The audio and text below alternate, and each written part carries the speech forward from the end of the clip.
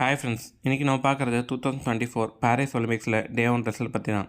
ஷூட்டிங்கில் women's 10 metre air பிஸ்டலில் மனு பாக்கர் 580 புள்ளிகள் பெற்று 3 ரன் பிடிச்சி ஃபைனலுக்கு தகுதி பெற்றிருக்காங்க.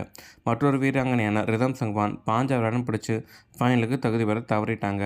மென்ஸ் 10 மீட்டர் ஏர் பிஸ்டலில் அர்ஜுன் சிங் மற்றும் சரஜோத் சிங் ஃபைனலுக்கு தகுதி பெற முடியலை. மென்ஸ் ஹாக்கியில் இந்திய அணி நியூசிலாண்டை 3-2 தோற்கடிச்சிருக்காங்க. பேட்மிண்டனில் மென்ஸ் சிங்கிள்ஸில் இந்தியாவின் லக்ஷ்யா சென் கௌதமாலாவின் கோடான 21-8 22-20 தோற்கடிச்சிருக்காங்க.